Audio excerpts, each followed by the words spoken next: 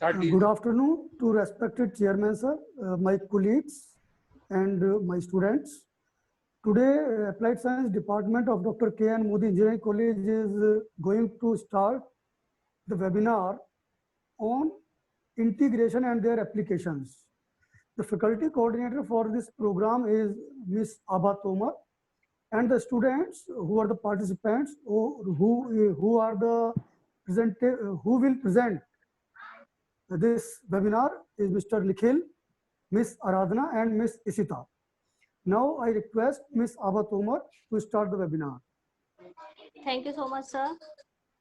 Good evening and welcome to all. I would like to thank respected chairman, sir, all the directors, HODs and faculty members and my dear students. Thank you very much for attending this webinar. Now I'm going to introduce myself. I'm Abha, Applied Science Department from Dr. KNMEC. Today's topic of this webinar is integration and their application. In this webinar, we will get to know that how we can use mathematics in our daily life and professional life by this topic. There are three students who are giving the presentation. First one is Nikhil Sharma, Diploma Mechanical first year, and second one is Aradhana Prajapati, Diploma Civil first year, and third one is Ishita Garg, Diploma CSC first year. Now I'm going to invite Nikhil Sharma to start the presentation. Nikhil Sharma.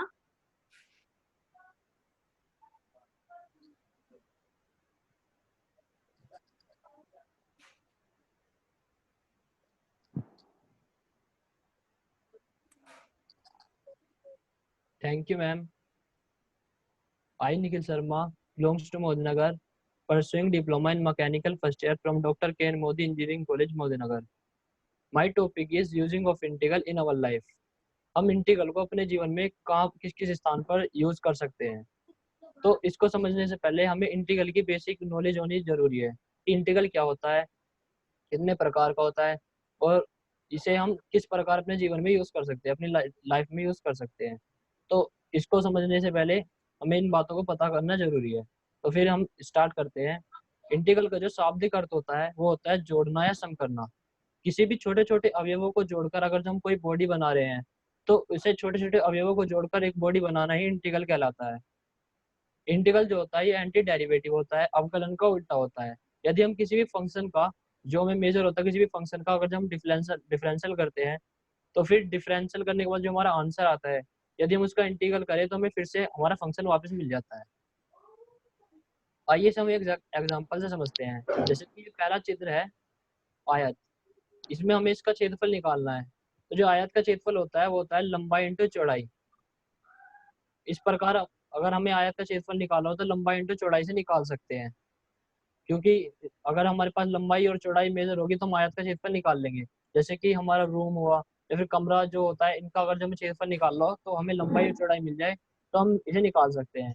इसी प्रकार यदि त्रिभुज का क्षेत्रफल हमें निकालना हो तो ये हम 1/2 आधार इंटू ऊंचाई से निकाल सकते हैं। अगर हमें आधार ऊंचाई मिल जाएगी तो हम त्रिभुज का क्षेत्रफल भी निकाल सकते हैं।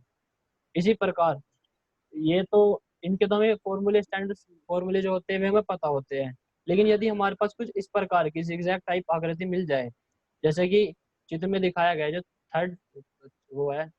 थर्ड चित्र है इसमें दिखाया गया है, इस प्रकार की अगर हमारे पास कोई जिगजैग टाइप आकृति आ जाए जैसे कि पहाड़ या पर्वत, तो इसको निकालने के लिए हम इंटीग्रल का यूज करते हैं, क्योंकि इसका हमारे पास कोई फॉर्मूला तो होता नहीं और इसकी हमें लंबाई और चौड़ाई भी हमें पता नहीं होती कि क्या है। तो इसलिए इसको निकालने के लिए हमें इंटीग्रल का यूज करना होता है। तो इसे हम इस प्रकार कर सकते हैं। मान लीजिए ये जो हमारा एरिया है इसे हमने वाई मान लिया है और इस एरिया के छोटे छोटे टुकड़े कर दिए हैं, उन छोटे छोटे अवयवों में इन्हें तोड़ दिया है। इसका कोई छोटा अवयव आयताकार है, ये जो अवयव है छोटे छोटे आयताकार है, इसका कोई छोटा अवयव हम डी वाई लेते हैं। डी का मतलब होता है छोटा और हमने इस पूरे को वाई माना है इसलिए हम डी वाई लेते हैं। अब जब हम इसको एग्जांपल से समझते हैं कि हम अगर हम इस अवयव का इंटीग्रल निकालें, इन्हें सबको जोड़ दे, सम का इंटीग्रल करके इन्हें जोड़ दे तो हमें पूरा एरिया निकल जाएगा इंटीग्रल से। तो इसे हम एग्जांपल से समझते हैं। जैसे ये एग्जांपल है y बराबर 5x। जब हम इसका डिफरेंशियल करेंगे तो हमें मिलेगा dy/dx, क्योंकि y का जो डिफरेंशियल होता है वो होता है dy/dx और जो 5x है इसका डिफरेंशियल होता है 5। अब यहाँ पर हमारा अवकलन जो डिफरेंशियल इसका आंसर आ गया, लेकिन हमें ये भी बताएं जो इंटीग्रल होता है ये एंटी डेरिवेटिव होता है, तो इसलिए हम इसका जो हमारा आंसर है इसका हम इंटीग्रल करते हैं। तो हम जो इसका इंटीग्रल करेंगे तो ये आएगा इंटीग्रल ऑफ dy/dx बराबर इंटीग्रल ऑफ 5। अब जो ये dx है, dy अपॉन dx के अपॉन में जो dx है ये 5 के इंटू में चला जाएगा और ये हो जाएगा इंटीग्रल ऑफ dy बराबर 5 इंटीग्रल ऑफ 1 इंटू dx। तो इंटीग्रल ऑफ dy का मतलब क्या होता है? इसका मतलब होता है इंटीग्रल ऑफ dy। इंटीग्रल का मतलब होता है जोड़ना, ये सिंबल होता है इंटीग्रल का। और dy का मतलब होता है छोटा अवयव। तो जो छोटे छोटे छोटे अवयवों को जब हम जोड़ेंगे तो हमें अपना y जो है, जो हमने माना है, ये y हमें वापस मिल जाएगा। और जो 5 जो कांस्टेंट होता है, 5 कांस्टेंट है, इसे हम बाहर ले लेंगे इंटीग्रल से और ये हो जाएगा इंटीग्रल ऑफ 1 इंटू dx और 1 का इंटीग्रल होता है x। तो इस प्रकार हमें y बराबर 5x प्लस सी, जो जहाँ से हमने अपना एग्जाम्पल स्टार्ट करा था वही हमें वापस मिल जाएगा। और जो ये 5x है इसे कहते हैं समाकलनीय, और ये जो प्रोसेस है इसे कहते हैं फलन fx का x के सापेक्ष समाकलन। ये x के सापेक्ष ही क्यों होता है? तो इसे हम, ये जो लास्ट वाली इक्वेशन है इंटीग्रल ऑफ dy बराबर 5 इंटीग्रल 1 इंटू dx, इसमें जो dx है तो d के साथ में जो भी कुछ होता है, चाहे वो x हो, y हो, z हो या फिर किसी का नाम हो, तो d के साथ में जो भी कुछ होता है इसी के सापेक्ष हम अपना इंटीग्रल करते हैं। यदि मान लीजिए यहाँ पे dy होता तो हमारे आंसर में y बराबर 5y प्लस से इस प्रकार आता, x की जगह y होता। तो जो भी d के साथ में गुणा में होता है उसके सापेक्ष से हम अपना इंटीग्रल करते हैं। अब इसमें हमारा जो फंक्शन था पूरा हमें वापस मिल गया y बराबर 5x, और इसमें जो एक एक्स्ट्रा पार्ट है वो है प्लस सी, वो जुड़ गया। इसे हम क्यों जोड़ते हैं और ये क्या होता है, आइए से समझते हैं। जो ये प्लस सी है इसे कहते हैं समाकलन का चर या इंट्रोगेटिव कांस्टेंट। इसे हम इसलिए जोड़ते हैं ताकि जब हम डिफरेंशियल करते हैं साइन एक्स का तो वो कोस एक्स आता है। तो ये हमें फॉर्मूला होता है कि साइन एक्स का जो डिफरेंशियल होता है वो कोस एक्स होता है। इसी प्रकार जब हम डिफरेंशियल करते हैं साइन एक्स प्लस 4 का तो साइन एक्स का तो कोस एक्स आता है, लेकिन जो प्लस 4 है ये कांस्टेंट है और जो कांस्टेंट का डिफरेंशियल होता है वो 0 होता है। इसी प्रकार जब हम डिफरेंशियल करेंगे साइन एक्स माइनस 11 का तो साइन एक्स का तो कोस एक्स हो जाएगा और माइनस 11 कांस्टेंट है, ये भी 0 हो जाएगा। अब यहाँ तक तो कोई प्रॉब्लम नहीं थी, लेकिन जब हम इसका इंटीग्रल करेंगे ताकि वापस हमें अपना फंक्शन मिल जाए, क्योंकि ये एंटी डेरिवेटिव है, तो हमने इसका इंटीग्रल करा तो कोस एक्स का तो इंटीग्रल हमारा साइन एक्स आ जाएगा, लेकिन हमें ये नहीं पता होगा कि इससे पहले प्लस 4 जुड़ा हुआ था या माइनस 11 जुड़ा हुआ था या कुछ और भी जुड़ा हुआ था। तो इसलिए हम अपनी तरफ से प्लस से ही जोड़ देते हैं। जो इंट्रोगेटिव कांस्टेंट होता है इसका मान कुछ भी हो सकता है, +4 भी या -11 कुछ भी हो सकता है। नेक्स्ट है समाकलन का चिन्ह, सिंबल ऑफ इंटीग्रल। तो जो सिंबल होता है इसे हमने सम से लिया है, इसका मतलब जोड़ना होता है। जैसे कि मैंने पहले बताया, तो सम का जो एस होता है इसी से ये सिंबल लिया गया है। नेक्स्ट है समाकलन के प्रकार, टाइप्स ऑफ इंटीग्रल। तो समाकलन दो प्रकार का होता है, पहला निश्चित समाकलन डेफिनेट इंटीग्रल, दूसरा अनिश्चित समाकलन इनडेफिनेट इंटीग्रल। पहला है अनिश्चित समाकलन इनडेफिनेट इंटीग्रल। तो अनिश्चित समाकलन कौन सा समाकलन, क्या समाकलन होता है? ये इस प्रकार है कि अनिश्चित समाकलन वो समाकलन होता है जिसमें इंट्रोगेटिव कांस्टेंट, जैसे कि मैंने पहले बताया प्लस सी, ये इसके हर आंसर में मिलेगा। ये अनिश्चित समाकलन के ये आंसर में हमेशा मिलता है प्लस सी, इंट्रोगेटिव कांस्टेंट। या फिर इसकी दूसरी डेफिनेशन इस प्रकार भी बदल सकते हैं कि जो इंट्रोगेटिव कांस्टेंट होता है वो अनिश्चित समाकलन होता है, इसमें हमें लिमिट मेजर नहीं होती कि हमारे जो फंक्शन है इसकी लिमिट कहाँ से कहाँ तक है। तो हमारा फंक्शन वो उसकी रेंज कोई लिमिट होती नहीं, तो कहीं भी उसका आंसर कुछ भी आ सकता है, उसकी कोई लिमिट नहीं होती। तो इस प्रकार का जो समाकलन होता है वो अनिश्चित समाकलन होता है। इसे हम एग्जाम्पल समझते हैं। जैसे ये एग्जाम्पल है आई बराबर integral of 1 into d x. तो जो 1 का इंटीग्रल होता है वो x होता है, तो आई बराबर एक्स प्लस सी, इसमें सी आंसर में आ रहा है। इस प्रकार का जो समाकलन होगा वो अनिश्चित समाकलन होगा। नेक्स्ट है अनिश्चित समाकलन के प्रकार, टाइप्स ऑफ इंडेफिनिट इंटीग्रल। तो ये 3 प्रकार का होता है। पहला होता है प्रतिस्थापन द्वारा समाकलन, इंटीग्रेशन बाय सब्स्टिट्यूशन। दूसरा होता है खंड से समाकलन, इंटीग्रेशन बाय पार्ट्स। और तीसरा होता है आंशिक भिन्नों द्वारा समाकलन, इंटीग्रेशन बाय पार्शियल फ्रैक्शन। तो पहले हम पढ़ेंगे प्रतिस्थापन द्वारा समाकलन। वे इस प्रकार है, यदि हमारा ये हमारा क्वेश्चन है, जैसे कि एग्जांपल आई बराबर integral of 2x upon 1 plus x square. ये तो अगर हमारे पास क्वेश्चन मिले कि हमें इंटीग्रल करना हो साइन एक्स का, तो साइन एक्स का तो माइनस कोस एक्स इंटीग्रल होता है, हमें फॉर्मूला पता है। इसी प्रकार जब हम कोस एक्स का करते हैं तो साइन एक्स होता है, ये भी हमें पता है। लेकिन अगर जो हमारा एग्जाम्पल जैसा है, इस प्रकार का हमें क्वेश्चन मिल जाए जिसका कोई स्टैंडर्ड फॉर्मूला होता नहीं हो, तो इसका इंटीग्रल करने के लिए हमें प्रतिस्थापन द्वारा समाकलन का यूज करना होगा। इसमें ये करते हैं कि अंश या हर में से कोई से भी एक फंक्शन को हम टी पुट कर देते हैं, और जब हम उसका डिफरेंशियल करते हैं तो उसके ऊपर या नीचे वाली जो संख्या होती है वो हमें मिल जाती है, और उसका हम मान रखने पर हमारा आंसर इंटीग्रल हो जाता है और बहुत आसानी से आंसर निकल सकता है। जैसे कि इसी एग्जाम्पल में मैंने जो 1 प्लस एक्स स्क्वायर है अपॉन में ये टी पुट कर दिया, जब हम इसका डिफरेंशियल करेंगे तो 1 तो कांस्टेंट है, इसका डिफरेंशियल 0 हो जाएगा, और जो एक्स स्क्वायर है इसका डिफरेंशियल होगा 2x इंटू डी एक्स, और टी का हो जाएगा dt। तो हमारा जो फंक्शन था, एग्जाम्पल था, उसमें जो ऊपर वाला जो है 2x इंटू डी एक्स का मान हमें dt मिल जाएगा। अब हम इसे वापस रख देंगे अपने फंक्शन में, तो हमारा integral of 1/t into dt आ जाएगा। अब जब हम इसका इंटीग्रल करेंगे तो 1/t का log t होता है प्लस c, लेकिन हमारा जो क्वेश्चन था ये x के रूप में था, तो इसलिए हम इसमें जो t पुट करा है 1 + x² उसका मान वापस रख देंगे, t का मान, और हमारा आंसर आ जाएगा। तो इस प्रकार का जो समाकलन होता है ये प्रतिस्थापन द्वारा समाकलन से होता है, इस प्रकार के क्वेश्चन को। लेकिन इसमें एक प्रॉब्लम आती है कि हम टी पुट कैसे करें। हमने इसमें तो नीचे वाले को टी पुट कर दिया हर को, लेकिन टी उसे पुट करते हैं जिसका डिफरेंशियल इसके ऊपर या नीचे हो, ताकि हमें डिफरेंशियल करने के बाद उसे मिल जाए, वो सवाल में ही मिल जाए। और जब हम एक बार टी पुट कर देते हैं तो हमारा पूरा फंक्शन एक्स के रूप में ही चलेगा, उसमें टी नहीं मिलना चाहिए। जैसे कि इस एग्जाम्पल में ऊपर 2x² इंटू डी एक्स होता अंश में, तो फिर 2x इंटू डी एक्स का तो मान हमें मिल गया। हमें x का मान निकालने के लिए जो हमने टी पुट करा है 1 + x² टी पुट करा है, यहीं से x का मान निकालना होता। x बराबर आता √t-1, और वो फिर हम फंक्शन में रखते और फिर हमारा आंसर आ जाता। लेकिन अगर जो हमने एक बार इंटीग्रल कर दिया उसके बाद पूरा सवाल हमारा टी में ही चलेगा, एक बार हमने प्रतिस्थापन द्वारा समाकलन कर दिया तो।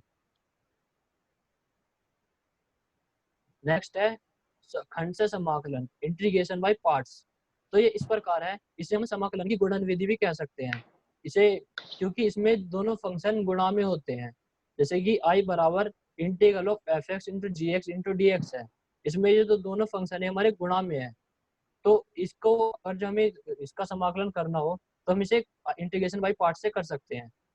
इसको इस प्रकार कर सकते हैं, जैसे कि इसका फॉर्मूला होता है, ये जो नीचे फॉर्मूला है ये है f(x) जो फर्स्ट फंक्शन है as it is, into integral of second function into dx, minus integral of जो फर्स्ट फंक्शन है इसका differential, minus integral of second function, और जिसका पूरे का आंसर आएगा इसको दोबारा हम इंटीग्रल कर देंगे। इस फॉर्मूले से कर सकते हैं, जैसे कि हमने f(x) को फर्स्ट फंक्शन माना है और gx को सेकंड फंक्शन माना है, तो ये तो हमने यहाँ पर अपनी तरफ से फर्स्ट और सेकंड फंक्शन मान लिया। लेकिन जब एग्जाम जब हमारा क्वेश्चन आएगा उसमें हम फर्स्ट फंक्शन किसे माने या सेकंड किसे माने, एक प्रॉब्लम आती है। तो इसको दूर करने के लिए हम आइलेट का यूज करते हैं। आइलेट क्या होता है, इसको हम इसकी फुल फॉर्म से समझते हैं। तो आइलेट की जो फुल फॉर्म होती है, आई का मतलब होता है इनवर्स फंक्शन, जैसे sine inverse x, cos inverse x, और टी का मतलब होता है log function, log x², log x³ आदि, और ए का मतलब होता है अलजेब्रिक फंक्शन, जैसे x² x³ आदि, और टी का मतलब होता है ट्रिग्नोमेट्रिक फंक्शन, जैसे साइन एक्स, कोस एक्स आदि, और ई का मतलब होता है चरघातीय फलन, e की पावर x और a की पावर x। इस प्रकार ये आइलेट की फुल फॉर्म होती है। तो जैसे ये एग्जांपल है i बराबर integral of x into sine x into d x. अगर हमें इसका इंटीग्रल करना हो गुणन विधि से, इसकी गुणन विधि से इंटीग्रल की, तो हम किस प्रकार करेंगे। इसमें हमें पहले ये मानना होगा कि फर्स्ट के फंक्शन के चले या सेकंड के चले। तो x जो है ये अलजेब्रिक फंक्शन है, इसे हमने फर्स्ट फंक्शन मान लिया, तो x ऐसे ये अलजेब्रिक फंक्शन है, और जो साइन एक्स है ये ट्रिग्नोमेट्रिक फंक्शन है।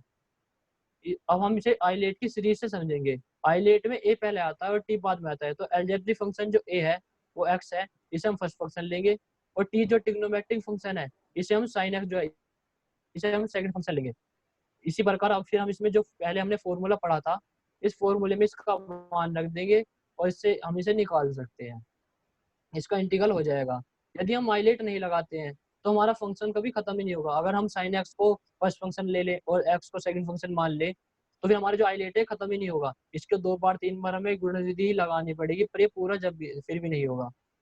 अब जिसका थर्ड पार्ट आता है वो है आंशिक भिन्नों द्वारा समाकलन, इंटीग्रेशन बाय पार्शियल फ्रैक्शन। वो इस प्रकार है, यदि हमारे क्वेश्चन में ही हमें एक क्वेश्चन में दो या दो से अधिक फंक्शन मिल जाए और कहा जाए कि इनका इंटीग्रल करा जाए, तो हम उन्हें अलग अलग भागों में तोड़ लेते हैं और उनका अलग अलग इंटीग्रल कर कर उन्हें जोड़ देते हैं। तो इस प्रकार का जो समाकलन होता है वो इंटीग्रेशन बाय पार्शियल फ्रैक्शन होता है। इसे हम इस प्रकार समझ सकते हैं, जैसे ये एक है पी एग्जाम्पल है px plus q upon x minus a into x minus b. तो इसे ये 2 अलग अलग क्वेश्चन है, इसको हम अलग अलग भागों में तोड़ लेंगे। जैसे हम पहले को a upon x minus a और दूसरा जो है इसे b upon x minus b, इस प्रकार अलग अलग तोड़कर इनका अलग अलग इंटीग्रल करेंगे और फिर इनको बाद में जोड़ देंगे। तो इस प्रकार का समाकलन आंशिक भिन्नों द्वारा समाकलन कहलाता है। मान लीजिए यहाँ पर x माइनस सी और होता, तो हम प्लस सी अपॉन एक्स माइनस सी और लिख लेते हैं। इसी प्रकार डी और ई इस प्रकार करते हैं और इसको अलग अलग तोड़कर इसका इंटीग्रल कर देते हैं। लेकिन आंशिक भिन्न एक चीज पर इसकी एक प्रॉब्लम है कि ये इस चीज पर लाई नहीं करते, वो ये है यदि हमारी अंश की घात हर की घात के बराबर या अधिक हो तो फिर ये उस पर लाई नहीं करता आंशिक भिन्न। उसको करने के लिए पहले हमें इसे भाग करना पड़ता है। जैसे ये एग्जांपल है आई बराबर इंटीग्रल ऑफ एक्स की क्यूब प्लस 1 अपॉन एक्स की cube minus 4x into d x. अब इसमें जो अंश और हर की दोनों की घात है ये सेम है, बराबर है। तो इसको करने के लिए पहले हमें इसे डिवाइड करना होगा। तो इसको जब हम डिवाइड करेंगे तो भागफल हमारा 1 आ जाएगा, जो शेषफल है वो 4x प्लस 1 आ जाएगा।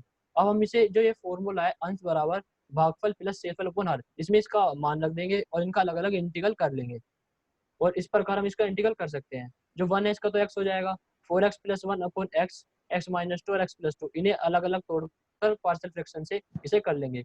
इसे ही आंशिक भिन्नों द्वारा समाकलन कहते हैं। मतलब आंशिक भिन्नों भिन्न जो होते हैं इन्हें अलग अलग तोड़ने को कहते हैं, इन्हें अलग अलग तोड़कर इनका इंटीग्रल करना और इन्हें जोड़ देना, इसे ही आंशिक भिन्नों द्वारा समाकलन कहते हैं।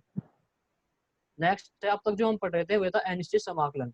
अब आता है निश्चित समाकलन, डेफिनेट इंटीग्रल।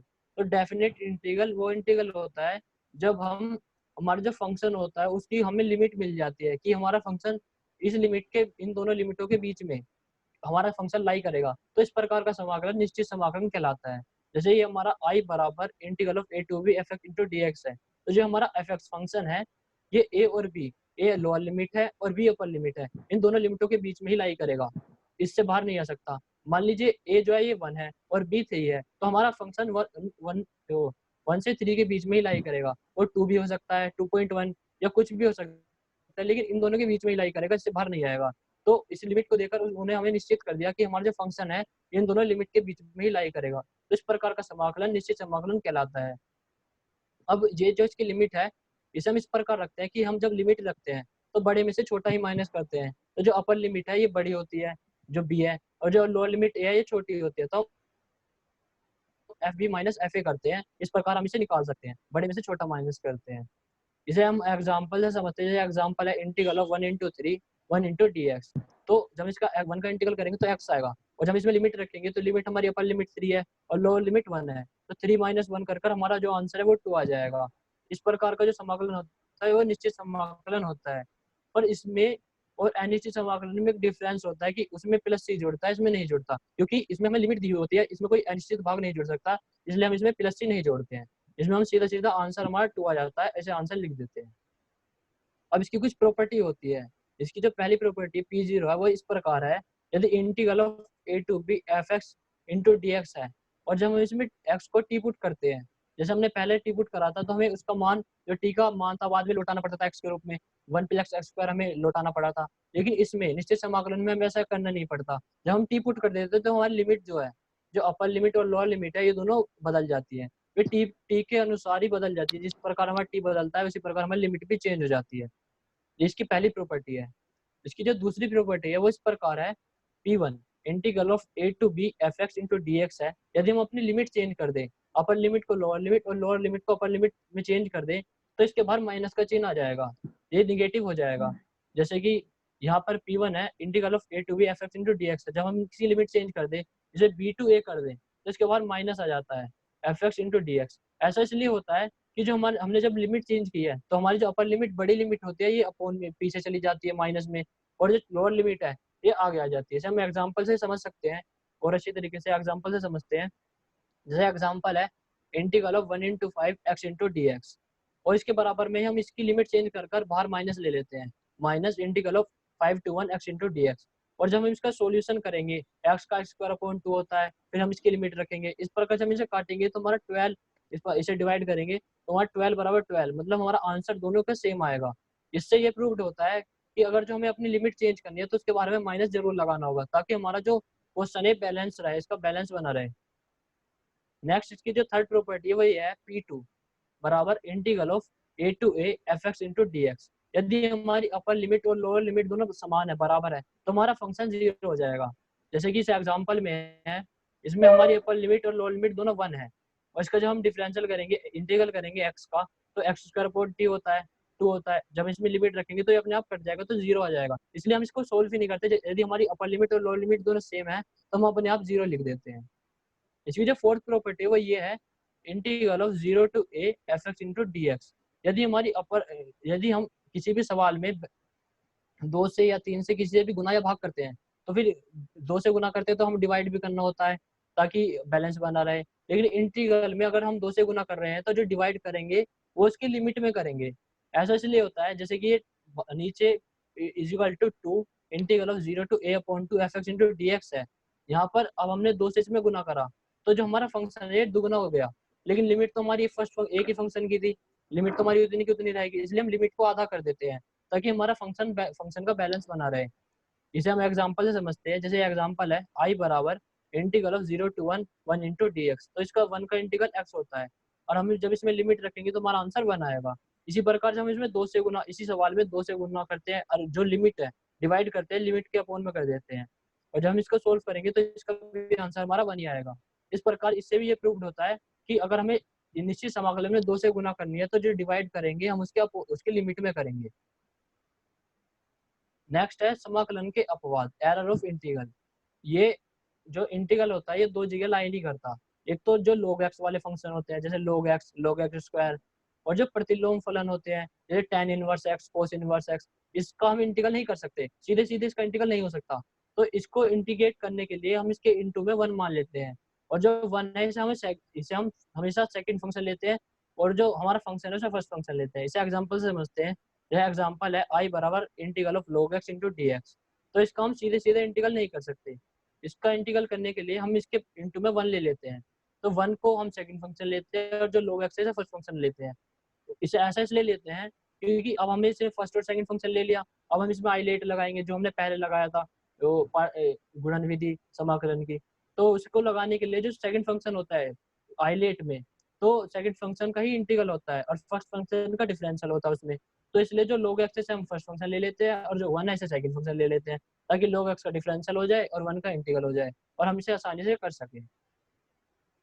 नेक्स्ट है समाकलन के उपयोग। अब तक हमने जो समझा वो इंटीग्रल के टाइप्स, इंटीग्रल क्या होता है और इसकी एरर क्या होती है। अब हम इसके यूजेस पढ़ते हैं कि इंटीग्रल का यूज हम कहाँ करते हैं। इंटीग्रल का यूज हम करते हैं किसी फलन के आलेख ग्राफ द्वारा गिरे क्षेत्र का क्षेत्रफल ज्ञात करने में। अर्थात जैसे कि हमारा जो पहला ग्राफ है ये स्पीड और टाइम के बीच में हमने ग्राफ बनाया है, तो इसका जब हम ग्राफ बनाएंगे तो हमें डिस्टेंस मिलेगा क्योंकि इनके बीच में ये रिलेशन होता है, दूरी बराबर समय इंटू चाल से। हम जब इसके बीच में ग्राफ बनाएंगे तो हमें इस प्रकार का ग्राफ मिलेगा। तो ये जो ग्राफ है ये आयताकार है, इसको हम लंबाई इंटू चौड़ाई से इसका एरिया निकाल सकते हैं। इसी प्रकार जब हम फोर्स और डिस्टेंस के बीच में अपना ग्राफ बनाते हैं तो हमें वर्क मिलता है, वर्क बराबर बल गुना विस्थापन होता है, इनके बीच में रिलेशन होता है। ये भी आयताकार है, इसकी भी लंबाई इंटू चौड़ाई से इसका एरिया निकल सकता है। लेकिन रियल लाइफ में ऐसा स्ट्रेट लाइन इस प्रकार का नहीं आता है। जब हम मान लीजिए हम स्कूल से घर जा रहे हैं और हम जिस स्पीड से घर से निकले हैं उसी स्पीड से स्कूल तो नहीं पहुंच सकते, हमारी स्पीड कभी कम होगी कभी ज्यादा होगी। तो अगर हम वेग और समय के बीच में अपने स्पीड का ग्राफ बनाए तो वो जो थर्ड वाला ग्राफ है इस प्रकार का कर्व टाइप जिगजैग टाइप आएगा, एक स्ट्रेट लाइन नहीं आएगी, नियतांक लाइन नहीं आएगी। और हमसे कहा जाए कि इसका एरिया निकालिए, तो इसका तो कोई सीधा सीधा फॉर्मूला होता नहीं है जिससे हम निकाल सके, जैसे ऊपर वालों का निकाल सकते थे। तो इसको निकालने के लिए हमें इंटीग्रल का यूज करना होता है इसका एरिया निकालने के लिए। तो इसे हम इस प्रकार निकाल सकते हैं। मान लीजिए हमारे स्पीड और टाइम के बीच में जो ग्राफ आया है वो कुछ इस प्रकार आया कर्व टाइप। इसे हम मैथ में समझते हैं, तो मैथ में इससे एग्जांपल से समझते हैं। एग्जांपल है y बराबर 5x। तो ये जो ग्राफ है इससे हम नीचे की तरफ एक्सिस पर एक्स एक्सिस जो है उस पर तो परपेंडिकुलर डाल देंगे, और उसके बाद इस परपेंडिकुलर डालने के बाद इसे हम 3 भागों में बांट देते हैं। पहला भाग होता है ये जो दूसरा हमारा ग्राफ है इसमें देखते हैं। जो पहला भाग होता है वो होता है ये शेडेड पोर्शन, दूसरा भाग होता है ये फर्स्ट वाला आयताकार भाग, और दूसरा होता है ये सेकंड वाला। और जो ये फर्स्ट और सेकंड है ये तो आयत है, इसको हम लगा लेंगे। इसे देखते हैं तो टोटल एरिया हम निकाल लेंगे। टोटल एरिया बराबर area between 1 + 2 plus shaded area. तो जो एफ एक्स है ये आयत की लंबाई होती है और जो डेल्टा एक्स है आयत की चौड़ाई होती है। तो इस प्रकार हम इसे निकाल लेंगे। अब हमें एफ एक्स और डेल्टा एक्स मिल जाए हम ये तो निकाल सकते हैं। तो एफ एक्स हम एग्जाम्पल से समझते हैं, एफ एक्स हम किस प्रकार निकाल सकते हैं। जैसे एफ एक्स निकालेंगे हम, मान लीजिए ये जो ग्राफ है ये ओरिजिन से 2 दूरी पर हमारा एक्स है, ओरिजिन से 2 दूरी पर हमारा जो एक्स है इसे हम अपने फंक्शन में रखेंगे। हमारा फंक्शन है 5x, तो 5 की जब हम 2 से गुना करेंगे तो हमें 10 मिल जाएगा। तो हमारा एफ एक्स तो हमें 10 मिल गया और जो डेल्टा एक्स है वो हमें 2 मिल गया। तो इसे हम तो इसका हम टोटल एरिया में रख देंगे। और हमारा शेडेड एरिया किस प्रकार निकले, ये शेडेड पोर्शन जो है इसे हम निकालने के लिए ऐसा करते हैं, तो ये जो लाइन है एफ एक्स जो लाइन है इससे हम इनफाइनाइट एंड स्टेट तक ऊपर ले जाते हैं, और ऊपर ले जाने के बाद ये जो शेडेड एरिया है ना के बराबर बहुत कम जीरो के बराबर हो जाता है, तो हमें इसे निकालना ही नहीं पड़ता। इसे जब हमें इंटीग्रल नहीं पता था इस प्रकार ही निकालते थे, तो इसे एन स्टेज तक ऊपर ले जाएंगे तो हमें ये निकालना ही नहीं पड़ेगा। तो टोटल एरिया हम निकाल देते थे sigma n f x into d x से, डेल्टा एक्स से, तो इस प्रकार हमारा टोटल एरिया निकल जाता था। लेकिन ये बहुत ज्यादा लेंथी होता था क्योंकि इसे एन स्टेज तक ऊपर लेकर जाने में बहुत ज्यादा टाइम खर्च होता है और ये बहुत आसानी से निकल भी नहीं सकता। तो इसको न्यूटन ने हमें बताया कि इसे हम इंटीग्रल से किस प्रकार निकाल सकते हैं। तो न्यूटन ने बताया ये वही कर्व है, वही क्वेश्चन है, इसमें हम जो ये कर्व के नीचे का एरिया है, ये जो एरिया है इसे हम डेल्टा एक्स मान लेते ए एक्स मान लेते हैं। जब हम ए एक्स का डिफरेंशियल करेंगे तो हमें हमारा फंक्शन वापस मिल जाएगा और हम इस एरिया का इसका एरिया निकाल सकते हैं बहुत ही आसानी से। तो हम इसका डिफरेंशियल करते हैं। हमने मान लीजिए एरिया अंडर कर्व ए एक्स मान लिया, तो ए एक्स का जब हम डिफरेंशियल करेंगे D A upon D x, तो हमें हमारा जो फंक्शन है वो मिल जाएगा। हम डिफरेंशियल दो प्रकार से कर सकते हैं, एक तो सीधा सीधा D A upon D x करके हम इसका डिफरेंशियल कर ले, दूसरा इसका डिफरेंशियल लिमिट से भी हो सकता है, तो हम इसका डिफरेंशियल लिमिट से करते हैं। तो limit delta x tends to zero delta a upon delta x, तो ये जो delta a upon delta x है ये एरिया का फॉर्मूला है। तो एरिया हमारा होता है लंबाई इंटू चौड़ाई, से हम इसका लंबाई एफ एक्स है और चौड़ाई डेल्टा एक्स, इस प्रकार में से निकाल लेंगे। डेल्टा एक्स से डेल्टा एक्स कट जाएगा, हमें फंक्शन एफ एक्स मिल जाएगा। अब हमारा फंक्शन बचेगा ए डैश एक्स बराबर एफ एक्स, अर्थात एरिया का डिफरेंशियल, ए डैश एक्स का मतलब होता है एरिया का डिफरेंशियल, ए डैश का मतलब होता है डिफरेंशियल, तो एरिया का डिफरेंशियल में फंक्शन मिल जाता है। इस प्रकार हम इसका एरिया भी निकाल सकते हैं और हमें ये भी पता चल जाएगा जो एरिया जो फंक्शन डिफरेंशियल होता है एंटी डेरिवेटिव भी होता है। Now I hand over the mic my friend Aradhana Prajapati, thank you.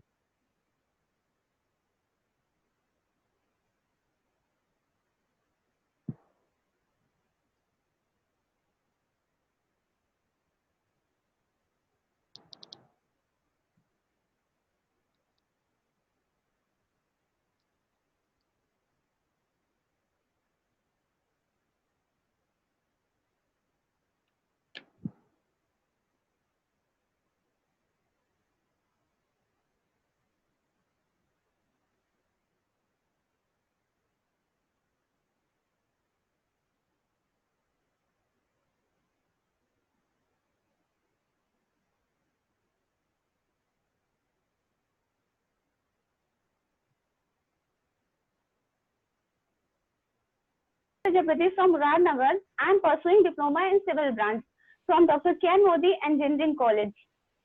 I am going to talk about the need of integration, where we use integration, which scientists explain the integration, and we also talk about how to find area under the curve and area between the curve. At last, we observe the use of calculus in our daily life. First, we talk about the need of integration. Let's take an example. जैसे ये first example हमारा है, ये example मैंने recover people पे लिया है, corona पे लिया है कि कितने पीपल रिकवर हुए हैं। हम जैसे कि है 26 अप्रैल को 20,000 पीपल रिकवर हुए हैं, ऐसे 3 मई को 30,000 पीपल रिकवर हुए हैं, 10 मई को 40,000 पीपल रिकवर हुए हैं और 17 मई को 50,000 पीपल रिकवर हुए हैं। तो ये एक ग्राफ बन गया कि कितने पीपल रिकवर हुए हैं। अब आपसे बोला जाए कि आप इसका एरिया फाइंड करो, तो आप इसका एरिया कैसे फाइंड करोगे? इसका कोई स्टैंडर्ड फॉर्मूला तो है नहीं, जैसे हमारे पास standard formula area of rectangle, area of semi circle, उस टाइप का इस कर्व का कोई स्टैंडर्ड फॉर्मूला नहीं है। तो हम इस टाइप के कर्व को इंटीग्रेशन से सॉल्व करेंगे। नेक्स्ट एग्जाम्पल हम देखते हैं, अगर हम इस टाइप के कर्व को विदाउट इंटीग्रेशन सॉल्व करें तो कैसे सॉल्व करेंगे? ये हमारा कर्व है, हमने उसमें कुछ ड्रॉ किया है। हमने पहला जो ड्रॉ करने के बाद ये एक रेक्टेंगल बन गया है।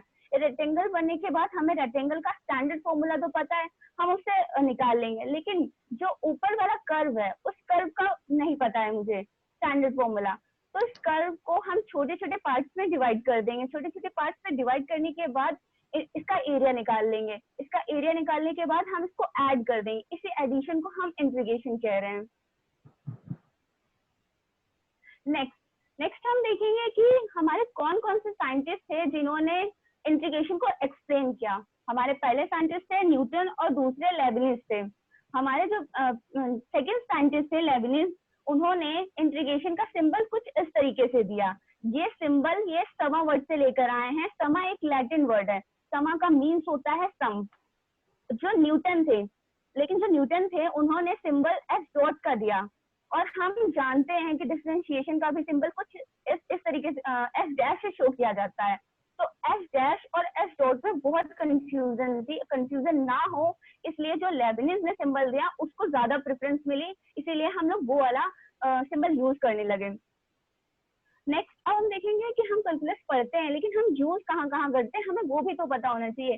तो हम लोग कैलकुलस का यूज 3D मूवी में करते हैं, डिजाइन में करते हैं, हॉस्पिटल्स में करते हैं, हॉस्पिटल्स का कोई पार्ट बनाने में करते हैं, कंस्ट्रक्शन में करते हैं, बहुत सारी चीजों में हम इंटीग्रेशन का यूज करते हैं। Next, area under the curve. हमें ये कर्व दिया गया है, इस कर्व का हमें एरिया फाइंड करना है। तो हम कैसे फाइंड करेंगे? ये कर्व है, इस कर्व में मैंने दो लाइन ड्रॉ की है, x इक्वल टू a और x इक्वल टू b। इस लाइन पे इन दोनों के जो शेडेड पोर्शन है, हमें इसका एरिया निकालना है। हमें जो कर्व का फंक्शन दिया है y इक्वल टू fx दिया है, हमें लिमिट पता है, मतलब लिमिट का मतलब हमें इस कर्व को कहाँ से कहाँ तक का एरिया निकालना है। तो हमें a से b तक निकालना है, तो ये हमारी लिमिट हो जाएगी। जो a है वो हमारी लोअर लिमिट होगी, जो b है वो हमारी अपर लिमिट होगी। तो हमारा इस कर्व का एरिया का फॉर्मूला होगा area equal to limit a to b y dx। y को हम fx लिख सकते हैं, fx हमारा एक फंक्शन है, हमें लिमिट पता चल गई, limit a to b fx dx, इसका एरिया का फॉर्मूला हो जाएगा। अब इसी पे बेसिस से हम एक एग्जांपल देखते हैं। नेक्स्ट हमारा एग्जांपल है, find the area of a region bounded between the parabola y square equal to 4ax and its latus rectum. हमने x axis y axis draw कर ली, उससे मैंने एक पैराबोला ड्रॉ किया।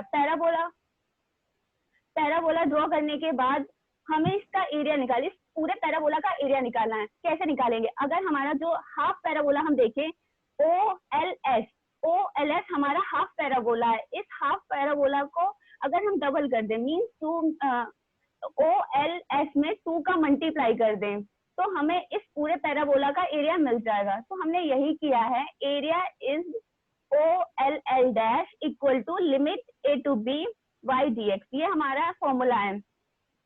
अब हमने आपको पहले ऊपर बताया था कि हमें कोई अगर किसी का एरिया निकाला तो हमें दो चीजें पता होनी चाहिए, पहला लिमिट, दूसरा फंक्शन। हमें फंक्शन क्वेश्चन में दिया है y square equal to 4ax, हमने लिमिट निकाल लिया। o और s, o ओरिजिन है 0,0 और s हम जो हमारे o से s तक की जो डिस्टेंस है हमारी a है, तो s का जो कोऑर्डिनेट आएगा a,0 आ जाएगा। हमें लिमिट पता चल गई, 0 से a तक है, हमें फंक्शन दिया है क्वेश्चन में, हमें दोनों चीज पता चल गई। अब हम इस फॉर्मूले पे पुट करेंगे एरिया ऑफ अ शेडेड पे, एरिया अंडर द कर्व जो है फॉर्मूला, उस पे मैं पुट करूंगी, हमें इस शेडेड पोर्शन का एरिया मिल जाएगा।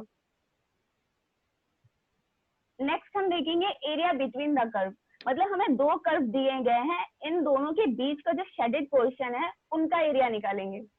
इनका एरिया कैसे निकालेंगे? हमारा जो पहला कर्व है कुछ y इक्वल टू fx इस तरीके से ड्रॉ है, और जो हमारा दूसरा कर्व है y इक्वल टू gx इस तरीके से ड्रॉ है। हमें अब जो हमारा पहला वाला ऊपर वाला डायग्राम है उसमें हमें वो शेडेड पोर्शन निकालना है। तो हमने इसको ड्रॉ कर दिया, कुछ लाइन ड्रॉ की है, और फिर उसके बाद उसके नाम दे दिया। मैंने नाम क्या दिया है? P, Q, R, S, T और U। मैंने इस कर्व को नाम दे दिया। अब हमें शेडेड पोर्शन निकालना है। शेडेड पोर्शन हम कैसे निकालेंगे? अगर हम देखें P, Q, R, S, T, इस वाले कर्व में से नीचे वाला जो पार्ट है P, Q, U, S, T, ये माइनस कर दें तो हमें मिल जाएगा शेडेड पोर्शन। तो हमने नीचे यही किया है, P, Q, R, S, T में माइनस कर दिया है P, Q, U, S, T, हमें शेडेड पोर्शन इससे मिल जाएगा। तो हमारा एरिया ऑफ शेडेड पोर्शन का होगा limit a to b fx dx minus limit a to b g x, g x हमारा दूसरे कर्व का फंक्शन है जी एक्स। तो हम इस पूरे को एरिया ऑफ शेडेड रीजन को नीचे जो लिखा है मैंने, इसको इस तरीके से लिख सकते हैं, limit a to b f x minus g x. इससे हमारा जो एरिया है इन दोनों कर्व का निकल जाएगा। नेक्स्ट हम देखते हैं इस बॉक्स में हम ऑब्जर्व करेंगे कि हमारी लाइफ में कैलकुलस का कितना यूज है।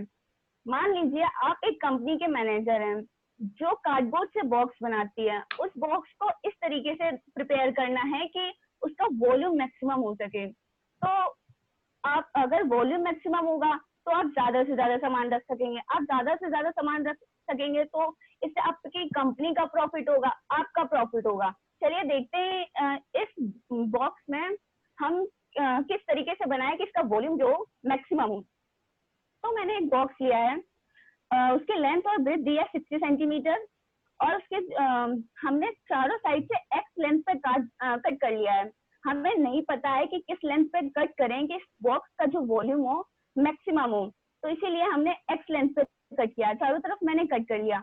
इसके लेंथ हमारी 60 सेंटीमीटर है, दोनों साइड से एक्स एक्स कटा है तो एक्स एक्स 2x हो गया।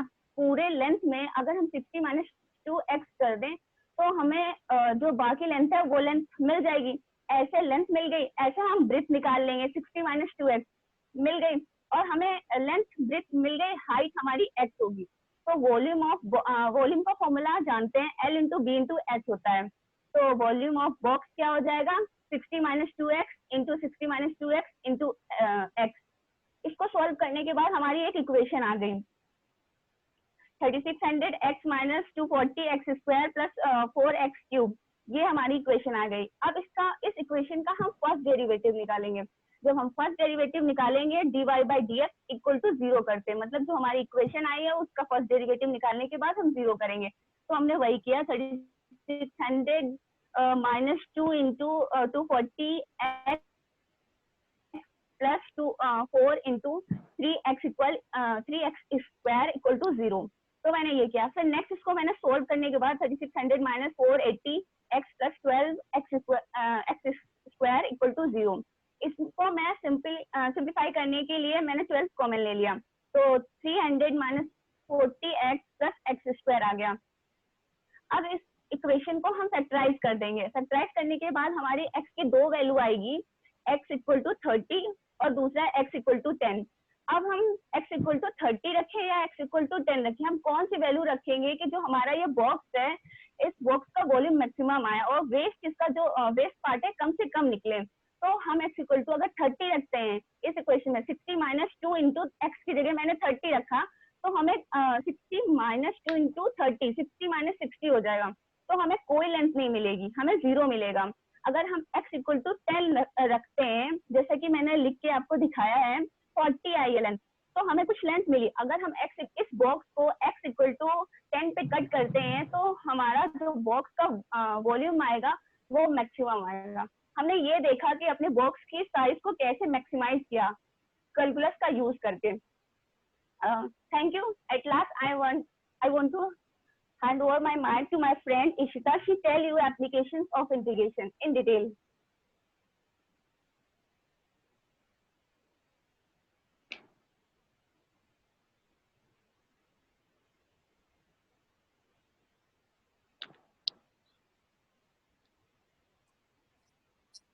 Okay, sir.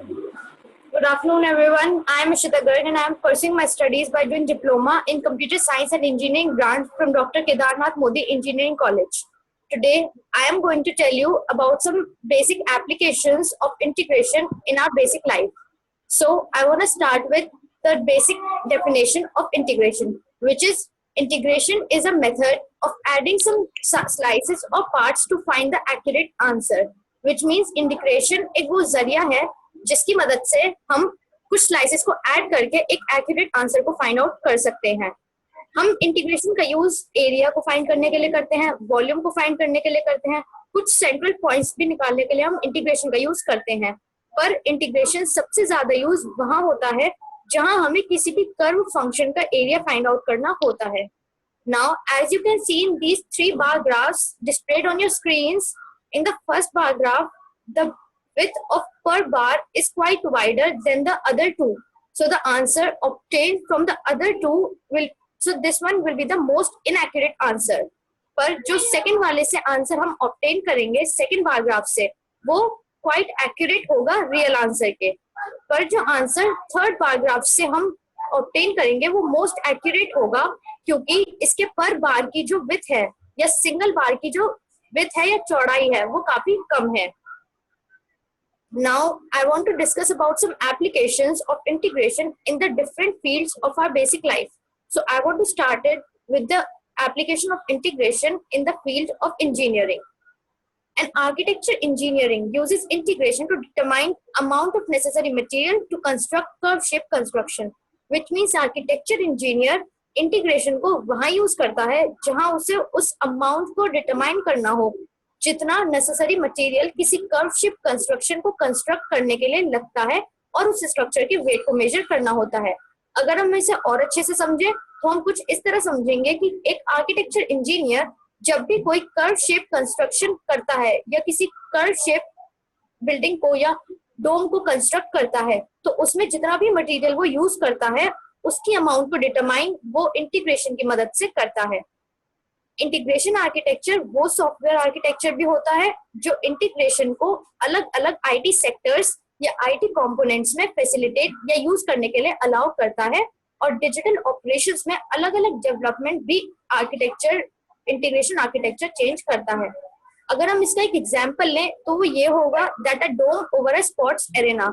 इसका मतलब जहां कोई स्पोर्ट इवेंट होता है वहां पर जो ऑडियंस के बैठने की जगह होती है या ऑडियंस के बैठने के लिए जहां सीट्स अरेंज होती हैं उसके ऊपर जो शेड होता है वो अक्सर डोम शेप होता है. तो उस डोम शेप कंस्ट्रक्शन को कंस्ट्रक्ट करने के लिए जितना भी मटेरियल वो यूज करता है वो हमेशा इंटीग्रेशन की मदद से ही डिटरमाइन किया जाता है.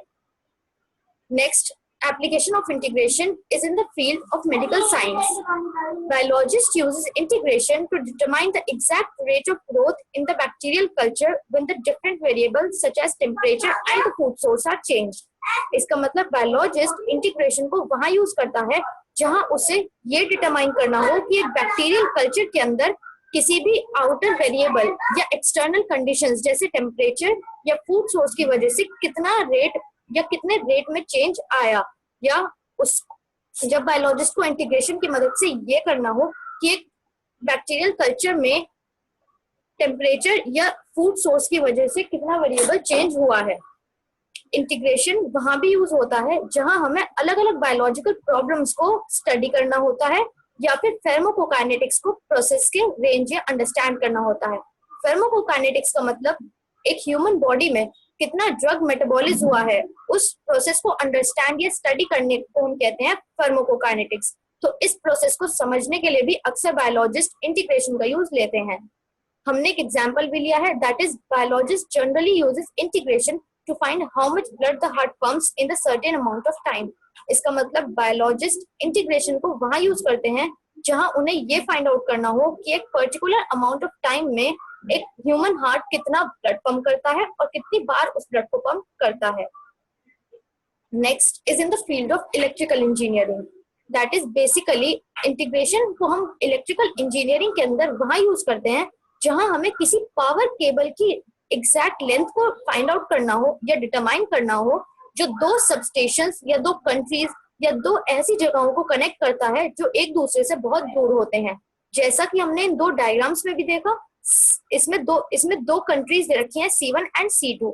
इसको एक नेटवर्क कनेक्शन से कनेक्ट किया गया है जो एक वायरलेस पावर केबल की मदद से कनेक्ट किया जाता है. तो जब इन दो कंट्रीज को हम कनेक्ट करेंगे वायरलेस पावर केबल से तो उसकी जो लेंथ होगी उसको हम इंटीग्रेशन की मदद से ही डिटरमाइन करेंगे. Next is for space flight engineers. They uses long integration when they plans for long mission. This is very simple to understand कि जब भी एक space flight engineer long mission को प्लान करता है तो वहां उसकी प्लानिंग के लिए वो इंटीग्रेशन का यूज लेता है. फॉर एग्जाम्पल जैसे आप इस डायग्राम में भी देख सकते हैं, जब भी एक स्पेस फ्लाइट इंजीनियर किसी एक्सप्लोरेटरी प्रोब या किसी मिशन को लॉन्च करता है तो जाहिर सी बात है वो स्पेस में उस मिशन को अर्थ की मदद से ही लॉन्च करेगा. तो अर्थ से और जिस प्लैनेट पर वो टारगेट हुआ है इन दोनों प्लैनेट्स की ऑर्बिटिंग वेलोसिटीज को एक स्पेस फ्लाइट इंजीनियर इंटीग्रेशन की मदद से ही निकालता है।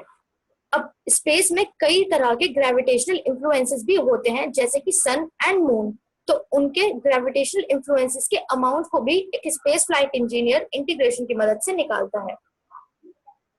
Next, application of integration is in the field of statistics. An statistician uses integration to evaluate the survey data to help business plans. इसका मतलब एक statistician integration को वहां यूज करता है जहां अलग अलग कंपनीज के बिजनेस प्लान्स में कितना सर्वे डेवलप हुआ है, इस चीज को उसे इवेलुएट करना होता है, वहां एक स्टैटिस्टिशियन इंटीग्रेशन का यूज लेता है। अब अगर हम एक एग्जांपल लें तो ये लेंगे कि अगर एक मीटिंग रूम में एक सर्वे हो रहा है या एक कैडेट किसी सर्वे को समझा रहा है, तो अलग अलग कैडेट्स के दिमाग में अलग अलग क्वेश्चंस राइज होते हैं, तो उन क्वेश्चंस के आंसर्स की पॉसिबिलिटी भी बहुत ज्यादा होती है। तो उन आंसर्स की प्रोबेबिलिटी में एक एक्यूरेट प्रिडिक्शन को दिखाना या एक एक्यूरेट प्रिडिक्शन का होना इंटीग्रेशन की मदद से हेल्प ले लेता है, या इंटीग्रेशन की हेल्प से वो एक्यूरेट प्रिडिक्शन को हम निकाल सकते हैं। For example, integration in statistics can be used to calculate the probability within a certain range of values.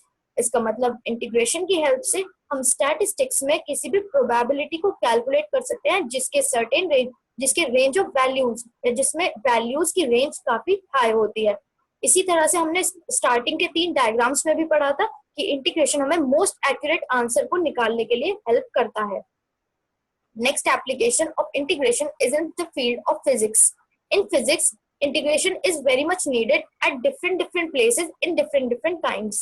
इसका मतलब फिजिक्स में इंटीग्रेशन को हम अलग अलग जगहों पर अलग अलग तरीकों से यूज करते हैं, जैसे किसी सेंटर ऑफ मास को कैलकुलेट करना, सेंटर ऑफ ग्रेविटी को कैलकुलेट करना, मास मोमेंट ऑफ इनर्शिया को कैलकुलेट करना। इन सभी चीजों के लिए कैलकुलस मतलब इंटीग्रेशन को की रिक्वायरमेंट होती है।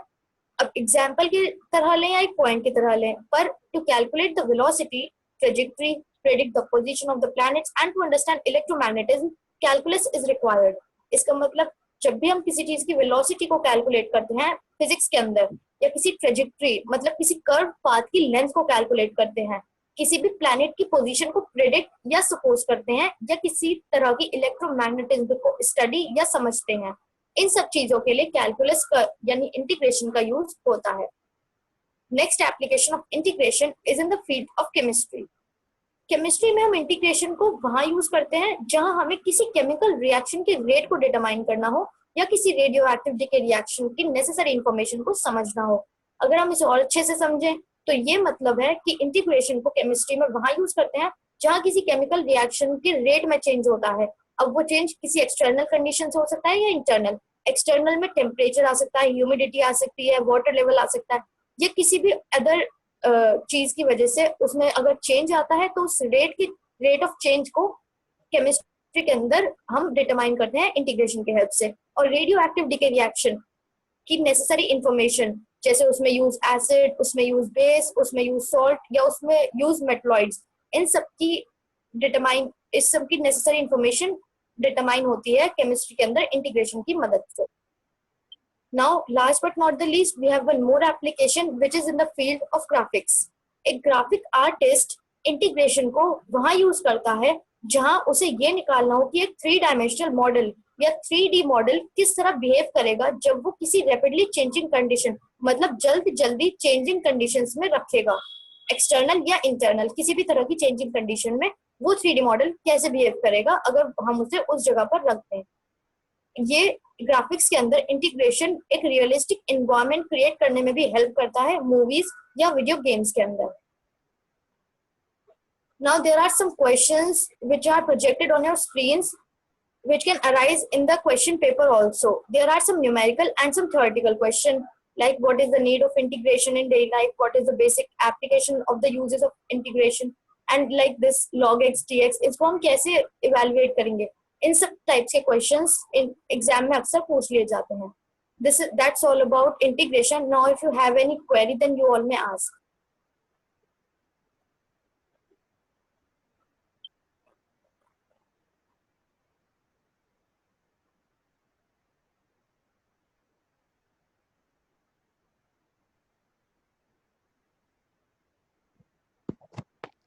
Do you have any queries? So please ask.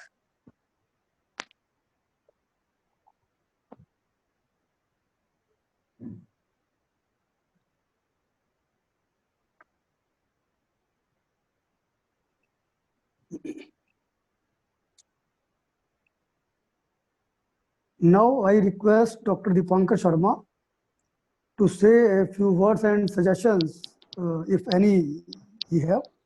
And I request again, Dr. Dipankar ji. Sharma, please. Good afternoon to everyone. Thank you director साहब, आपने चांस दिया मुझे इस अच्छे वेबिनार में पार्ट बनने का. और तीनों ही बच्चों ने, निखिल, आराधना और इशिता ने बहुत अच्छे से इंटीग्रेशन को एक्सप्लेन किया और बहुत सुंदर तरीके से जो स्लाइड्स थी इनकी बड़ी इंफॉर्मेटिव थी. मैं थोड़ा सा और इसमें कुछ ऐड ऑन करना चाहूँगा जो बच्चों ने स्टार्ट किया था, क्योंकि बच्चों ने कहा कि इंटीग्रेशन का मीनिंग जोड़ना होता है. तो जब हम जोड़ सकते हैं, सिंपली क्लास फर्स्ट और सेकंड में जोड़ना सीख जाते हैं, तो कैलकुलेटर भी हमारे पास है, कंप्यूटर भी है, उससे भी हम जोड़ सकते हैं. तो फिर इंटीग्रेशन से जोड़ने की क्या जरूरत है? तो ये एक इम्पॉर्टेंट क्वेश्चन है जो मैं थोड़ा सा बच्चों को क्लियर करना चाहूंगा. बिल्कुल बिल्कुल सर, बिल्कुल बिल्कुल, प्लीज, बहुत बढ़िया. तो देखिए, जब हम बात करते हैं function y equal to f x, तो y की वैल्यू x की वैल्यू पे डिपेंड करती है. तो अगर x की वैल्यू कुछ ऐसी हो जैसे x equal to 1, x equal to 2, x equal to 3, तो y जो है वो डिस्क्रीट फंक्शन कहलाता है. माने फुल पॉइंट पे जो आपके पॉइंट्स हैं 1 2 3 रियल लाइन पे, अगर इसकी वैल्यू हम निकालना चाहें, x की वैल्यू 1 2 3 4 इस तरीके से हो, तो जो फंक्शन y होगा वो डिस्क्रीट फंक्शन कहलाएगा. और अगर हम 1 और 2 के बीच के भी सारे पॉइंट कंसीडर कर लें, जैसे 1.1, 1.1.1, तो ये फंक्शन जो है कंटिन्यूअस फंक्शन कहलाएगा. तो जैसे 1 और 2 के बीच में अगर हम देखें कि कितने पॉइंट आते हैं, तो ये इनकाउंटेबल पॉइंट्स होते हैं, माने इनफाइनाइट पॉइंट होते हैं. 1.1 से लेके 1.999999 तक सब 2 के अंदर अंदर आते हैं. तो अनकाउंटेबल है, इनको आप काउंट नहीं कर सकते, कैलकुलेटर से नहीं जोड़ सकते. तो हमें वहां पे इंटीग्रेशन यूज करना होगा जहां x जो आप ले रहे हैं वो x की वैल्यू जो है वो कंटिन्यूअस शेप में हो, राइट. तो y अगर ऐसा फंक्शन है कि जैसे अभी इन्होंने कहा केमिकल रिएक्शन एक इसका एग्जांपल है जहां पे हम रेट ऑफ रिएक्शन जानने के लिए इंटीग्रेशन यूज करते हैं. तो chemical reaction is a continuous process, और उसमें जो टाइम है वो ऐसा नहीं है कि टाइम 1 सेकंड पे रिएक्शन एक होगा और 2 सेकंड पे एक होगा. तो 1 से 2 के बीच में जितने टाइम पॉइंट आते हैं उन पे भी रिएक्शन कंटिन्यूअसली चलता रहता है. तो वो एक कंटिन्यूअस है फंक्शन है y, इसलिए वहां पे हम जोड़ने के लिए इंटीग्रेशन को यूज करते हैं. सेकेंडरी एक और बड़ी अच्छी चीज मैं आपको बताना चाहता हूँ, जहाँ इन्होंने बाइफरगेट किया इंटीग्रेशन को. ये एक्चुअली बेसिकली 3 तरीके का इंटीग्रेशन होता है जो हम पढ़ते हैं. एक तो जो हमने अभी पूरा ये पढ़ा, आपने पूरा इंटीग्रेशन, ये वाला इंटीग्रेशन एक पार्ट है. लेकिन यहाँ पे एक प्रॉब्लम आती है, जब हम लिमिट रखते हैं तो हम लिमिट कैसे लेते हैं, x इक्वल टू a से b या x इक्वल टू 0 से 1. तो ये जो लिमिट पॉइंट हम लेते हैं वो x के लिए लेते हैं. एंड x क्या है, इट्स ए एक्सिस. और क्या है, स्ट्रेट लाइन. एक्स एक्सिस हमेशा स्ट्रेट लाइन होता है. तो ये रियल इंटीग्रल जो आज हमने पढ़ा है ये रियल इंटीग्रल कहलाता है. इसमें एक बेसिक प्रॉब्लम ये है कि इसमें जो लिमिट्स हैं वो सारी अलोंग दी एक्स एक्सिस होती हैं, और एक्स एक्सिस एक स्ट्रेट लाइन होता है. तो हमारे सामने प्रॉब्लम आई, अगर स्ट्रेट लाइन ना हो करके कोई ऐसा कर्व हो जो और कोई शेप उसकी हो, स्ट्रेट लाइन ना हो, तो हम उस इंटीग्रल को कैसे सॉल्व करेंगे. तो in that case we use the complex integration, जो आपका सेकेंडरी आप आगे आने वाली क्लासों में पढ़ेंगे. एंड तीसरे तरीके का इंटीग्रेशन होता है न्यूमेरिकल इंटीग्रेशन. तो वहां पे क्या होता है, वहां पे आपको फंक्शन नहीं पता होता. यानी कि जैसे हम कहते हैं कि x square is a function, तो हम उसको सीधे सीधे इंटीग्रेट कर देते हैं. तो वहां पे जब फंक्शन पता नहीं होगा तो हम उसको इंटीग्रेट कैसे करेंगे. बट फंक्शन की न्यूमेरिकल वैल्यूज हमें पता होती है. जैसे मैं एक एग्जांपल देना चाहूंगा, bending of beam mechanical engineering वाले बच्चे पढ़ते हैं, और हम कैंटिलीवर बीम की बात करें, जो बीम एक सिरे से फिक्स होता है और दूसरे सिरे पे हवा में होता है. तो वो जैसे जैसे उसकी लेंथ बढ़ती जाएगी वो दूसरा सिरा नीचे को बेंड होता चला जाएगा. तो जब हम बात करते हैं कि जैसे जैसे लंबाई बढ़ेगी उस बीम की, तो उसकी बेंडिंग भी बढ़ती जाती है. तो एंड पॉइंट है वो सबसे ज्यादा बेंड होता है. तो हम जब प्रैक्टिकली उसको चेक करते हैं, मेजर करते हैं कि x इक्वल टू 1 पे इतनी बेंडिंग हुई, x इक्वल टू 2 पे इतनी बेंडिंग हुई, तो हम बेंडिंग के लिए फंक्शन नहीं निकालते, केवल हम उसकी न्यूमेरिकल वैल्यूज ले लेते हैं, राइट. तो इन दैट केस अगर हमारे पास फंक्शन नहीं पता है, केवल उस फंक्शन की वैल्यूज पता है कि x इक्वल टू 1 पे वैल्यू 2 है, x इक्वल टू 2 पे वैल्यू 5 है, तो हम उस फंक्शन को इंटीग्रेट करने के लिए न्यूमेरिकल इंटीग्रेशन भी यूज करते हैं. तो these are the 3 basic type जो अप्लाइड मैथमेटिक्स में हम यूज करते हैं. इसके अलावा भी बहुत सारे इंटीग्रेशन होते हैं, बट बच्चों ने बहुत अच्छा जो रियल इंटीग्रल वाला पार्ट है बहुत अच्छे से एक्सप्लेन किया. And I would like to congratulate also Abha madam जिन्होंने बड़े अच्छे से बच्चों को गाइड किया, इसके लिए सुपरवाइज किया। I am thankful to director sir to give me a chance to interact with the students. Thank you so much. Sir मैं थैंक यू कहना चाहूँगा आपका कि आपने समय निकाला इस वेबिनार के लिए, बच्चों को मोटिवेट करने के लिए। Really thankful to you and also thankful to our faculty members and students also. Thank you so much. Thanks to all. Thank you. Thank you sir.